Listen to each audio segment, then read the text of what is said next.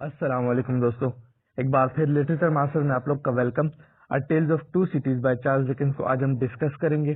दोस्तों, ये नावल 1859 को लिखा गया था। ये एक हिस्टोरिकल नावल है। इसमें लंदन और पेरिस के हालात के बारे में बताया गया है जो फ्रेंच रेवोल्यूशन से पहले थे और फ्रेंच रेवोल्यूशन के दौरान थे। दोस्तों, स्टोरी स्टार्ट होती है ईयर 1775 में, जब सोशल इल्स जो थे वो फ्रांस और इंग्लैंड में फैलना शुरू हो गए थे। जेरी क्रंचर, जो कि एक ऑड जॉब मैन था जो काम करता था टेंसन बैंक के लिए, उसने डोवर मेल कोच को रोका और एक अर्जेंट मैसेज दिया जार्विस लोरी को, जो कि एक और बंदा था टेल्सन बैंक का। और मैसेज में ये बताया गया था कि उसने जार्विस लोरी ने वेट करना है एक यंग लेडी का डोवर में। और लोरी जो था उसने रिस्पॉन्ड किया कुछ खुफिया वर्ड्स के साथ जो थे रिकॉल टू लाइफ। वहां पे डोवर पे वो एक लड़की से मिला जिसका नाम लूसी मैनेज था, जो कि एक जवान ऑर्फन थी जिसके फादर, जो किसी टाइम पे एक काबिल एहतराम डॉक्टर रह चुके थे, जो अब उसे लगता था कि मर चुके हैं, और उनका नाम था डॉक्टर अलेक्जेंडर मैनेट, जो कि अब फ्रांस में डिस्कवर हो चुके थे। और लॉरी जो था वो लूसी को लेकर फ्रांस गया, जहां पे वो मिले मॉन्सियर डिफागे के साथ, जो कि डॉक्टर का फॉर्मर सर्वेंट था, जिन्होंने डॉक्टर को अपने घर के गैरेट यानी बालाखाने में रखा हुआ था, जो कि 18 साल की जेल के बाद पागल हो चुके थे। और उनकी बस ये हॉबी थी कि वो सारा टाइम जूते बनाते, जो कि उन्होंने जेल में सीखी थी। लॉरी जो था उसने लूसी को यकीन दिलाया कि लूसी का जो प्यार है और उसकी जो डिवोशन है वो उनके फादर को वापस से जिंदगी की तरफ ले आएगी, और उन्होंने ये किया भी। फिर जो टाइम है वो 1780 की तरफ जाता है। यहाँ पे एक बंदा है चार्ल्स डार्ने। चार्ल्स डार्ने जो है उसके खिलाफ एक मुकदमा चल रहा है कि उसने इंग्लिश क्राउन के खिलाफ गद्दारी की है।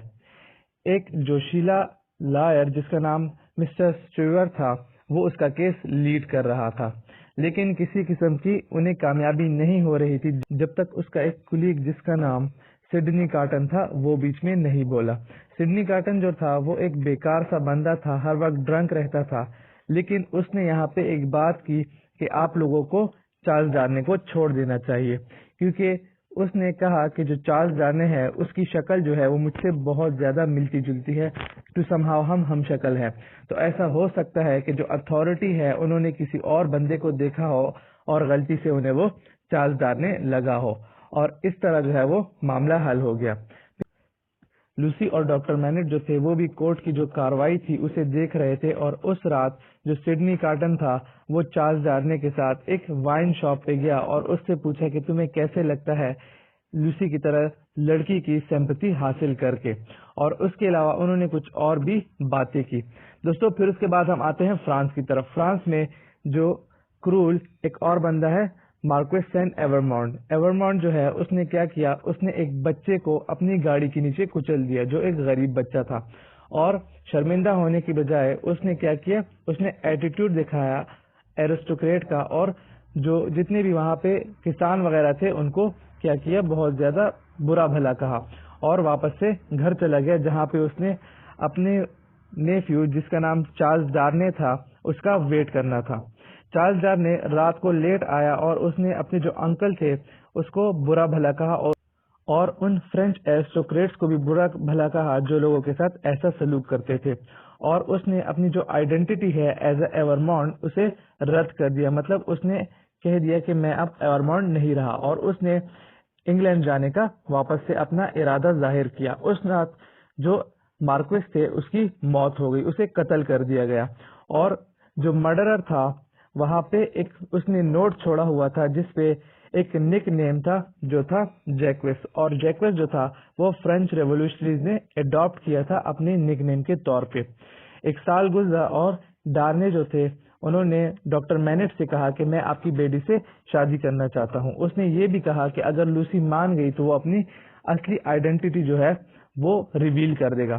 कार्टन जो था वो इसी दौरान लूसी से प्यार करने लग गया। स्टार्ट से कर रहा था लेकिन अब उसका प्यार थोड़ा ज्यादा हो गया, तो उसने क्या किया, उसने लूसी से अपने प्यार का इजहार किया और उसे कहा कि वैसे तो जो मेरी जिंदगी है वो किसी काम की नहीं है, लेकिन अगर तुम मेरा साथ दो तो हम एक अच्छी जिंदगी गुजार पाएंगे।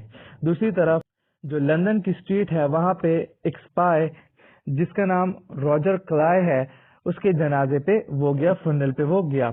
और लास्ट में जब जनाजा खत्म हुआ तो रात के टाइम जो जेरी क्रंचर है उसने क्या किया, उसने उस बंदे की कब्र खोदी और वहां से उसकी जो बॉडी थी वो चुरा ली और उसे बेच दिया।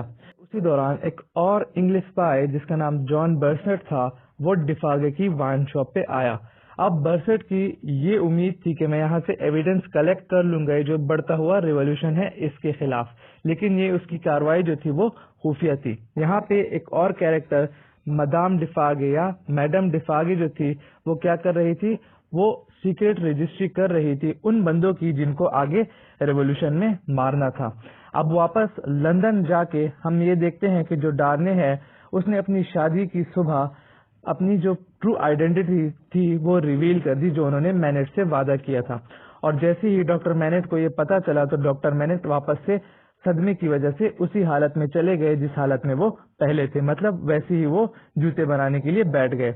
9 दिनों के बाद जो डॉक्टर मैनेट थे उन्होंने अपनी जो दिमागी हालत थी वो वापस से पा ली, मतलब ठीक हो गए। और क्या हुआ, जो न्यूली वेड कपल था वो अपने हनीमून पे चला गया। जब डार्ने वहां से वापस आया तो कार्टन ने उसके घर एक विजिट किया और उससे दोस्ती का पूछा। तो डार्ने जो था उसने उसे कहा कि तुम कभी भी हमारे घर आ सकते हो, तुम्हारे लिए हमारा घर हर वक्त खुला है।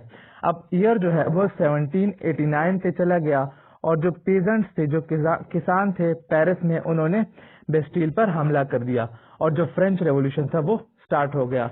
जो एवोल्यूशनरीज थे उन्होंने एरिस्टोक्रेट्स को गलियों में मारना शुरू कर दिया और गैबिली जो एक सर्वेंट था एवरमॉन्ट्स का वो उन्होंने पकड़ लिया और उसे जेल में डाल दिया। अब जो गैबिली है उसने 3 साल बाद लेटर लिखा किसको, चार्ल्स डार्ने को, कि मुझे बचा लो। अब जो चार्ल्स डार्ने था उसने अपनी परवाह नहीं की और अपने जो सर्वेंट था उसको बचाने के लिए फ्रांस निकल गया। जैसे ही वो डार्ने जो था वो पेरिस पहुंचा तो जो फ्रेंच एवोल्यूशनरीज थे उन्होंने उसे अरेस्ट कर लिया कि ये कोई इमिग्रेंट है।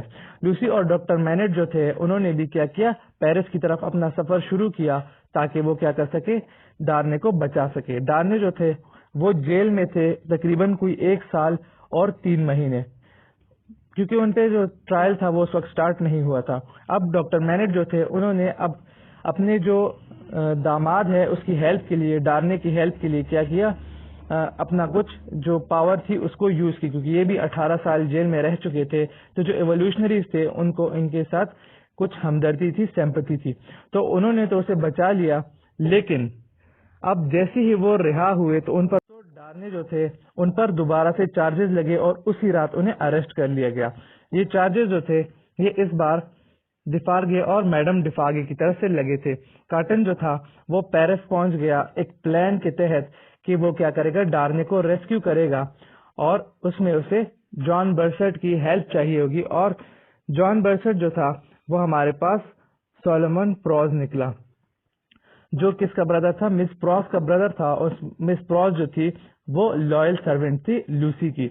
अब डार्ने का जो ट्रायल था वो चल रहा था और डिफागे जो थी या मैडम डिफागे जो थी, ये दोनों ने क्या किया, इन्होंने एक लेटर जो था वो क्या किया, पेश किया इस सबूत के तौर पे कि ये बंदा क्या है, ये गुनहगार है।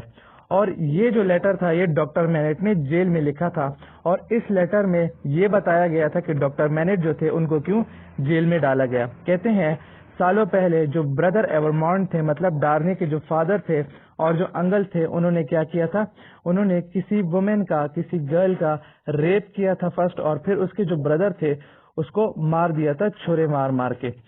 तो दोस्तों ये बात जो थी ये पता चल गई थी डॉक्टर अलेक्जेंडर मैनेट को। तो उन्होंने क्या किया था, उन्होंने डॉक्टर अलेक्जेंडर मैनेट को इस डर से जेल में डाल दिया था कि कहीं ये हमारा राज नाफाश कर दे। तो जो अदालत थी एवोल्यूशनरीज की, उन्होंने क्या किया, उन्होंने चार्ल्स डार्ने को मौत की सजा सुना दी कि इसे 24 घंटे में मौत दे दो। तो उस रात जो डिफागे की वाइन शॉप थी वहां पे कार्टन आया और कार्टन ने कुछ ऐसी इधर उधर से सुन लिया कि जो मैडम डिफागे थी वो लूसी को और उसकी डॉटर को मारना चाहती थी। और उसे ये बात पता चली कि जो मैडम डिफागे है ये उस लड़की की और उस लड़के की बहन है जिसको ब्रदर्स एवरमॉन्ट ने क्या किया था, मारा था। अब जो कार्टन था उसने क्या किया, उसने डॉक्टर अलेक्जेंडर मैनेट और लूसी का इंतजाम किया कि वो पेरिस से निकल जाए और उसने फिर डार्ने का विजिट किया जब वो जेल में था और वहां पे उसने अपने क्लॉथ जो थे वो उसके साथ चेंज किए और उसे पहले उसे ड्रग्स दे दिए ताकि वो बेहोश हो जाए, फिर उसके जो कपड़े थे वो अपने कपड़ों के साथ चेंज कर लिए और जॉन बर्सट की मदद से उसे वहां से ले गया। बार्सट जो था वो डार्ने को वहां से ले गया और उसे जो कोच थी उसमें डाल दिया जहां पे उसका वेट कर रही थी कौन, लूसी और doctor Alexander MANET. Doctor Alexander MANET, Lucy और उसका बच्चा जो था वो तो चला गया डार्ने को लेकर। अब मैडम डिफागी जो थी वो पहुंची लूसी के घर।